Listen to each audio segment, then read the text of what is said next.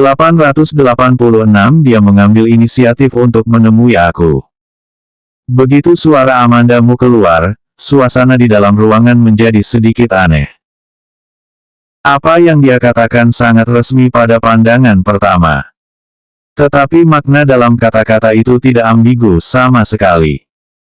Singkatnya, proyek untuk mengakuisisi perusahaanmu dilakukan oleh seseorang di bawah tangannya dan tidak ada hubungannya dengan dia.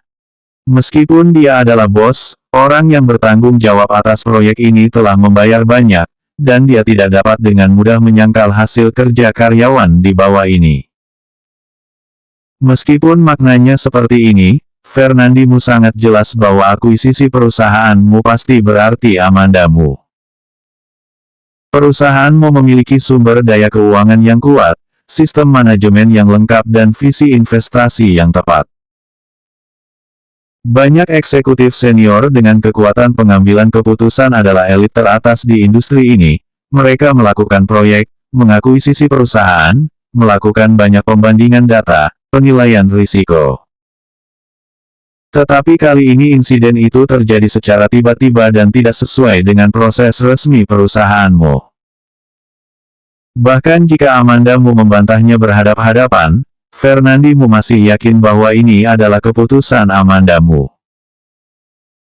Alasan mengapa dia tidak mengakui bahwa itu adalah perintahnya sendiri, di sisi lain, adalah bahwa dia tidak ingin memberi Fernandimu kesempatan untuk memintanya mengubah keputusannya. Dia bahkan tidak repot-repot memberi mereka kesempatan, yang membuktikan tekadnya. Dan Novia Xiao jelas belum tahu apa yang terjadi. Ketika dia mendengar Amandamu mengatakan bahwa itu bukan niatnya sendiri, dia percaya itu benar, karena itu bukan maksud dari kamu. Dapatkah kamu memberitahu mereka untuk tidak melanjutkan? Jika perusahaanmu diambil alih, bagaimana dengan kami? Kamu telah menangkap Ken Zoli, apakah kamu masih khawatir tentang jalan keluarmu? Nada suara Amandamu sangat tulus, tanpa ironi. Pada saat itu, Siskamu ditemukan hilang, dan Novia Xiao berkeliling mencari berita tentang Siskamu. Meskipun Fernandimu tidak ingin peduli dengan Siskamu lagi, tetapi dia adalah saudara perempuannya sendiri, dan Novia Xiao membantu menemukannya. Dia tentu saja mengikutinya untuk sementara waktu. Pada saat itulah Amandamu meminta Novia Xiao untuk menemukan Ken Zoli. Fernandimu kemudian pergi bersama Novia Xiao untuk memeriksa Ken Zoli. Meskipun tidak ada berita tentang Siskamu ditemukan, tidak ada lagi identitas dan latar belakang Ken Zoli. Tapi Fernandimu juga tahu dalam hatinya bahwa Ken Zoli bukan karakter yang sederhana. Bagaimana bisa seseorang yang berani menantang Ricky Mo menjadi karakter yang sederhana? Pasti seseorang yang keluargamu tidak mampu untuk provokasi. Sejak itu, Fernandimu tidak memeriksa Ken Zoli lagi. Siskamu diselamatkan kemudian, yang mengkonfirmasi bahwa keputusan Fernandimu benar. Jika dia tidak menyerah untuk menyelamatkan Siskamu tetapi langsung berhadapan dengan Ken Zoli, apa akibatnya? Dia juga tidak tahu. Tapi dia melihat akhir Siskamu. Sisiksa ke dalam bentuk manusia, dan akhirnya mati dengan tidak jelas. Fernandimu bertanya pada Novia Xiao dengan tajam, untuk apa lagi kamu pergi ke Ken Zoli? Aku tidak. Novia Xiao pertama-tama menyangkalnya tanpa sadar. Tetapi di mata Fernandimu yang semakin dingin, dia dengan cepat mengubah kata-katanya, dia mengambil inisiatif untuk menemui aku. Dia mengatakan bahwa dia tahu siapa pelakunya yang sebenarnya yang membunuh Siska dan bisa membantu aku membalas dendam padanya. Berbicara tentang belakang, suaranya menjadi lebih kecil dan lebih kecil. Betapa bodohnya kamu. Kamu percaya kata-kata Ken Zoli. Fernandimu gemetar karena marah, bukan orang lain yang membunuh Siska, itu adalah Ken Zoli. Dan Novia Xiao masih berdalih, tapi Ken Zoli berkata, itu aman. Pandangannya tertuju pada Amanda, di tengah-tengah pikirannya tentang tujuannya datang hari ini, dia terdiam. 887 Tidak semua orang memenuhi syarat untuk dimaafkan. Mendengarkan percakapan antara Novia Xiao dan Fernandimu seperti menonton acara yang meriah. Makanan spesial. Hasilnya, nafsu makan Amandamu jauh lebih baik. Fernandimu dan Novia Xiao belum makan banyak, jadi mereka hanya bicara. Jadi, ketika Amandamu kenyang, tak satu pun dari mereka yang banyak menggerakkan sumpit mereka. Aku kenyang, kembali dulu. Amandamu menyeruput air dan berdiri. Donisi juga berdiri bersamanya. Melihat Amandamu dan Donisi benar-benar pergi, Fernandimu dan Novia Xiao cemas. Amanda, jangan pergi terburu-buru. Masalah ini mari kita bahas lagi. Fernandimu buru-buru menghentikan Amandamu, karena takut dia pergi. Sudah malam, aku punya sesuatu yang lain, aku harus pulang.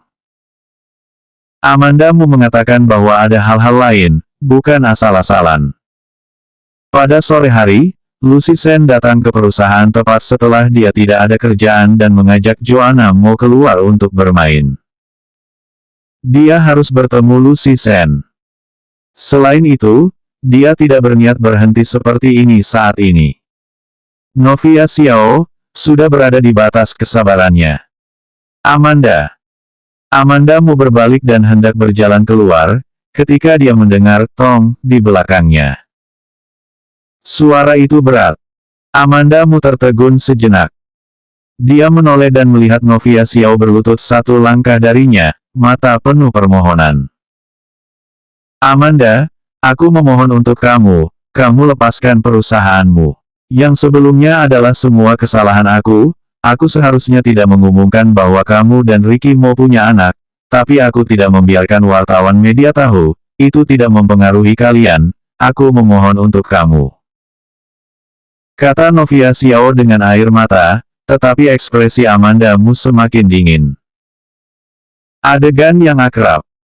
Pada hari ia menikah dengan keluarga Mo, Novia Xiao berlutut di depannya seperti ini, memintanya menikahi Ricky Mo untuk menggantikan Siska Mo. Hari ini, Novia Xiao berlutut di depannya, memohon padanya untuk melepaskan perusahaanmu. Kamu meminta aku, apakah aku harus setuju dengan kamu? Suara Amandamu dingin sampai ke tulang, siapapun bisa memohon dengan lemah, tetapi tidak semua orang memenuhi syarat untuk dimaafkan. Amandamu memandang Novia Xiao dengan acuh tak acuh, dengan ekspresi dingin. Ini membuat Novia Xiao benar-benar panik. Tolong, beri aku kesempatan lagi, Amanda, aku tahu aku salah. Novia Xiao berlutut di tanah dan memeluk kaki Amandamu dengan erat, tidak membiarkan Amandamu pergi. Amandamu bahkan tidak mengubah matanya. Tidak ada gerakan sedikitpun. Melihat ini, Donisi berkata dengan dingin, Nyonya Mu, tolong kamu untuk menghargai dirimu sendiri. Di mana Novia Xiao berpikir tentang Donisi, hanya Amandamu yang ada di matanya. Yang dia tahu adalah bahwa jika Amandamu benar-benar mengurus perusahaanmu, dia akan habis. Keluargamu juga berakhir. Saat itu, apalagi Kelvinmu, Fernandimu tidak akan membiarkannya pergi. Tuanmu, jika kalian tidak keberatan ditertawakan, aku akan memanggil manajer untuk mengatasi masalahnya sekarang. Masalah yang dikatakan Donisi tentu saja mengacu pada Novia Xiao. Wajah Fernandimu membiru ketika dia mendengar nada bisnis. Tapi dia hanya bisa menggigit peluru dan meraih dan mendorong Novia Xiao, lepaskan. Novia Xiao masih tidak mau. Amanda, kamu lihat aku, dan aku benar-benar tahu itu salah. Suara Novia Xiao menangis, terlihat sangat menyedihkan. Amandamu mengangkat matanya untuk memalingkan muka, mengabaikannya. Tuanmu, ada nada peringatan dalam nada bicara Donisi. Fernandimu mengerutkan kening dan menarik Novia Xiao ke atas dengan keras. Begitu Amandamu bebas, Dia menyingkir 2 langkah dan berkata kepada Fernandinho dengan acuh tak acuh, "Kakak, terima kasih, kamu telah mengundang aku untuk makan malam." Setelah berbicara langsung pergi. 888 kalimat mematikan. Novia Xiao memperhatikan Amandamu semakin jauh, cemas. "Fernandi, mengapa kamu membiarkan Amanda pergi? Aku memohon padanya lagi, mungkin dia akan berubah pikiran." Nada suara Novia Xiao dipenuhi dengan kesalahan. Tapi Fernandinho melirik, dan dia langsung terdiam. "Kamu masih punya tidak malu untuk bicara." Fernandinho sama sekali tidak peduli dengan Novia Xiao sekarang. Tapi Novia Xiao masih orang keluargamu, dia tidak bisa mengabaikannya. Hal bodoh Novia Xiao akhirnya meminta keluargamu untuk membayarnya. Dengan energi ini, kamu lebih baik pulang dan menjelaskan kepada ayahku. Fernandinho mencibir setelah berbicara, dan berjalan keluar. Novia Xiao kemudian menyadari dengan melihat ke belakang apa yang menunggunya selanjutnya. Kelvinmu memperlakukannya jauh lebih baik sekarang daripada sebelumnya, tetapi ini tidak berarti bahwa Kelvinmu dapat mentolerir Amandamu yang marah, menyebabkan Amandamu mengakuisisi perusahaanmu. Dalam perjalanan kembali, Amandamu tetap diam. Dia hanya mengirim pesan pada Lucy Sen dalam keheningan, menanyakan di mana Lucy Sen berada.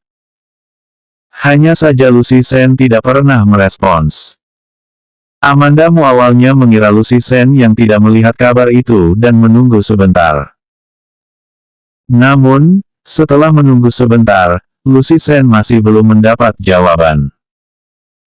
Amandamu merasa sedikit gelisah di dalam hatinya. Dia mengeluarkan ponselnya dan menelepon Lucy Sen. Tetapi telepon terus menyala untuk sementara waktu dan tidak ada yang menjawabnya. Hati Amandamu menjadi semakin terganggu. Donisi memperhatikan bahwa ekspresi Amandamu salah dan bertanya, "Apa terjadi sesuatu?" Lucy tidak menjawab panggilan aku. Amandamu menarik napas dalam-dalam, lalu mengeluarkan ponselnya dan memutar nomor Lucy Sen. Tidak ada yang menjawab saat ini. Amandamu menggertakkan giginya dan terdiam sesaat sebelum memutar nomor telepon Kenzo Lee. Mustahil bagi Lucy Sen untuk tidak menjawab panggilan teleponnya tanpa alasan. Pasti ada yang salah. Awal atau terlambat tidak ada muncul masalah, tetapi pada titik ini, membuat Amandamu harus memikirkan Kenzo Lee. Tidak ada yang tidak bisa dilakukan Kenzo Lee. Kenzo Lee tidak tahu sub ekstasi macam apa yang dituangkan ke Novia Xiao, jadi Novia Xiao mendengarkannya, dan menyebarkan berita bahwa dia dan Ricky Mo memiliki seorang putri. Dan kejadian ini tidak terekspos oleh media pada akhirnya, pasti ada tulisan tangan Kenzo Lee. Insiden ini tampak seperti peringatan. Bip. Setelah ponsel Kenzo Lee terhubung, tidak ada musik. Hanya bunyi bip kering. Setelah berdering 5 kali berturut-turut, Kenzo Lee akhirnya menjawab telepon. "Apa yang kamu inginkan?" Suara Amandamu dingin. Kenzo Lee tidak segera berbicara. Namun, Amandamu agak kehilangan akal. "Aku belum pernah melihat seseorang yang tercela seperti kamu, bahkan anak kecil pun kamu tidak melepaskannya. Aku merasa keluarga kamu akan hancur dan jangan menyalahkan orang lain. Kamu akan membuat orang merasa sakit dari dalam hingga keluar. Jika orang tua dan kerabatmu masih hidup di dunia, mereka akan malu karena kamu." Itu bisa dilihat dari sikap Kenzo Lee terhadap Venia Lee bahwa dia sebenarnya orang yang peduli pada keluarganya. Dan kata-kata Amandamu ini, kalimat demi kalimat. Kenzo Lee jahat, dan kata-katanya juga sangat kejam pada Kenzo Lee. "Aku membuat panggilan khusus untuk aku, hanya untuk mengatakan ini. Apakah itu cukup?" Nada suara Kenzo Lee cemberut. Dia memang jengkel dengan kata-kata Amandamu. Tidak cukup. Amandamu tidak bisa memaafkan Kenzo Lee atas semua yang dia lakukan pada Joanna Mo. Pada saat ini, telepon seluler Amandamu memiliki panggilan baru. Dia mengambil telepon dan menemukan bahwa orang yang menelepon adalah Lucy Sen. 889 Selama Joanna mau baik-baik saja, yang lain tidaklah penting lagi. Hati Amandamu kaget, bukankah Lucy Sen dan Joanna mau ditangkap oleh Kenzo Lee? Dia tidak peduli apa yang dikatakan Kenzo Lee, jadi dia menutup telepon Kenzo Lee dan menjawab telepon Lucy Sen. Tanpa menunggu Lucy Sen berbicara, Amandamu bertanya dengan cemas, "Lucy, kamu dan Joanna baik-baik saja?" Lucy Sen tidak tahu apa yang terjadi pada Amandamu barusan, dan berkata dengan nada santai, "Kami baik-baik saja, di Jade Imperial, kamu datang ke sini." "Oke, aku akan segera datang." Amandamu mengembalikan hatinya ke perutnya. Menutup telepon, dia berkata, "Pergi ke Jade Imperial." Setelah menghela napas panjang, dia dengan lembut bersandar di sandaran kursi dengan rasa takut yang masih ada. Donisi pergi ke Imperial Jade dalam diam. Ketika Amandamu keluar dari mobil, mengingat itu masih terlalu dini, Donisi juga ingin pulang. Dia berbalik ke Donisi dan berkata, "Kamu bawa mobil lalu pulang, aku baik-baik saja di sini." Selama Joanna mau baik-baik saja, yang lain tidaklah penting lagi. Donisi mendengar kata-kata Amandamu berkata kepada Kenzo Lee di dalam mobil, dan dia masih sedikit khawatir. "Aku tidak buru-buru." Ketika Amandamu mendengar ini, dia tidak mengatakan apa-apa lagi. Donisi dan Ricky Mo adalah hubungan atasan dan bawahan, tetapi mereka bukan atasan dan bawahan yang sederhana. Ricky Mo tidak ada di sana, dia memiliki rasa tanggung jawab yang tak terkatakan terhadap Amandamu. Amandamu tahu hal-hal ini di dalam hatinya.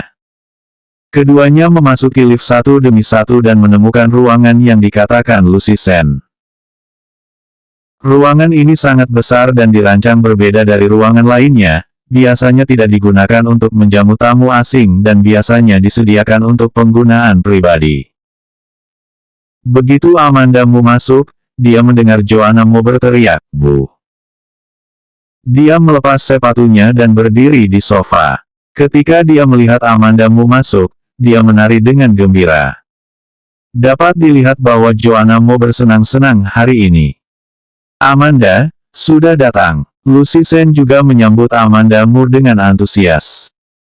Amandamu berjalan ke arah mereka. Ruangan itu besar, dengan lampu menyala di satu bagian dan gelap di setengah lainnya. "Hanya kalian berdua yang ada di sini."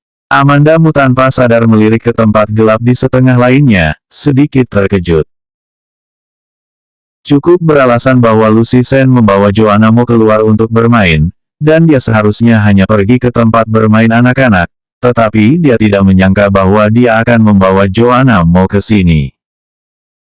Dia juga meminta James Gu untuk membuka ruangan besar untuknya. Ya, Lucy Sen selesai berbicara, dan melihat sekilas Donisi yang berada di belakang Amandamu. Dia tersenyum dan berkata, "Asistensi juga di sini." Donisi sedikit mengangguk, "Nona Sen." Joanna mau membuka tangannya untuk mencari Amandamu untuk dipeluk. Amandamu berjalan mendekat dan memeluknya.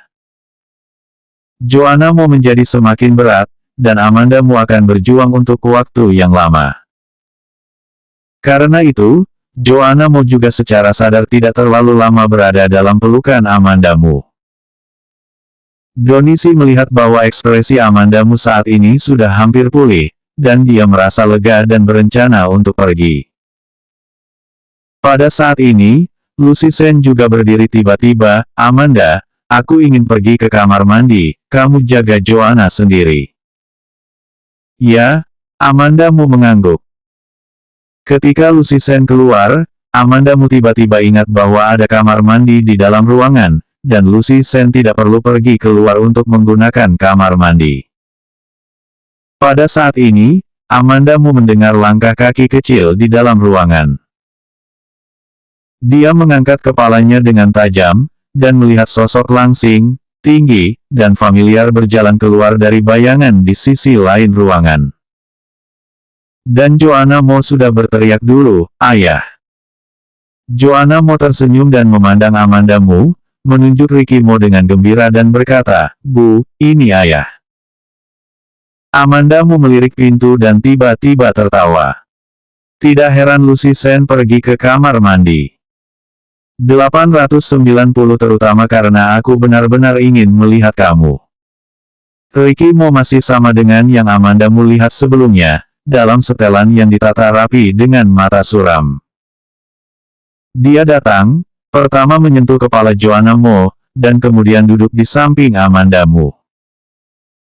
Joanna Mo menatap Ricky Mo dan Amanda Mu lagi, lalu melompat dari sofa, mengenakan sepatu dan berlari keluar. Serangkaian gerakannya sangat rapi dan cepat, seolah-olah telah dipraktikkan di pagi hari. Ketika Joanna Mo keluar, suara Lucy Sen datang dari luar, "Amanda, aku mengajak Joanna keluar untuk berbelanja, dan kalian berbicara pelan-pelan." Setelah selesai berbicara, dia menutup pintu kotak dengan suara, "Peng." Amanda Mu tidak menyangka melihat Ricky Mo di sini. Hanya dia dan Ricky Mo yang tersisa di ruangan. Ricky Mo adalah yang pertama memecah kesunyian dan bertanya, "Apakah kamu bertemu Novia Xiao?" Amanda Mu mengangkat matanya untuk menatapnya, dengan kejutan tipis di matanya. Bagaimana Ricky Mo tahu bahwa dia bertemu Novia Xiao? Untuk orang yang tidak penting, tidak perlu dimasukkan dalam hati, lakukan saja apa yang kamu inginkan. Jika kamu membutuhkannya, aku juga dapat membantu kamu mengurusnya. Nada suara Ricky Mo ringan, tetapi dia memiliki keintiman yang sangat alami.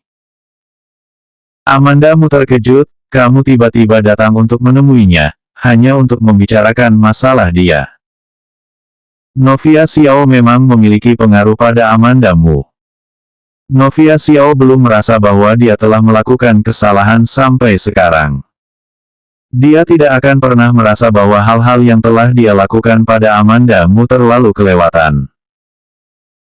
Yang membuat Amanda Mu merasa sedih adalah karena Novia Xiao dia mengalami kesedihan ini, tetapi Novia Xiao merasa bahwa dia tidak melakukan kesalahan.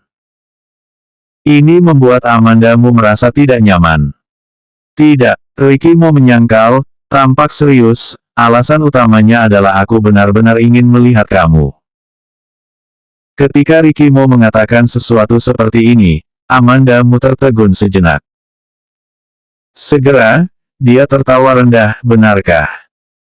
Suasana dalam nada sulit dipahami. Ricky Mo tahu apa yang dipikirkan Amanda Mu. Dia meraih tangan Amanda Mu, dan Amanda Mu ingin membebaskan diri, jadi dia memegangnya lebih erat.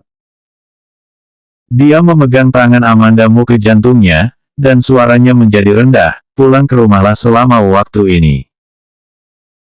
Amanda Mu berpikir dia akan mengatakan sesuatu yang sensasional ketika dia melakukan tindakan ini, tetapi dia tidak menyangka untuk mengatakan ini. Aku selalu tinggal di rumah, Amanda Mu dengan sengaja tidak mengerti apa yang dia maksud.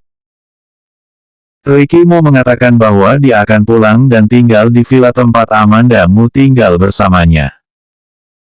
Namun kemudian, Amanda Mu diusir olehnya. Ricky Mo memanggil namanya dengan tidak senang, Amanda Mu. Kamu tidak perlu bersuara keras, aku bisa mendengarnya. Amanda Mu menarik tangannya kembali, seolah dia tidak ingin bicara lagi, aku pergi jika tidak ada urusan lagi. Dia berdiri dan berjalan keluar. Ketika dia tidak melihat Ricky Mo, dia akan khawatir tentang dia. Namun, begitu dia melihat Ricky Mo, dia tidak bisa menahan amarahnya. Marah dengan apa yang dia lakukan sebelumnya, dan karena kurangnya kabar. Tetap lebih lama, khawatir kita akan bertengkar lagi. Ricky Mo dengan cepat meraih tangannya dengan penglihatannya, dan menarik Amanda Mu ke lengannya dengan sedikit usaha di lengannya yang panjang.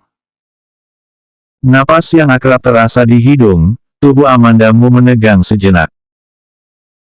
Ricky Mo tampaknya takut dia akan lari lagi, dan mengencangkan lengannya untuk melingkari wanita itu dengan erat. Dia membungkuk sedikit dan membenamkan kepalanya di pundak Amanda Mu, suaranya sangat lembut, dengan kelembutan lembut, tetap tinggal sedikit lebih lama. Ekspresi Amanda Mu sedikit memudar, dan dia tidak bergerak dalam pelukannya. Selanjutnya bab 891 tidak mudah dibohongi seperti sebelumnya.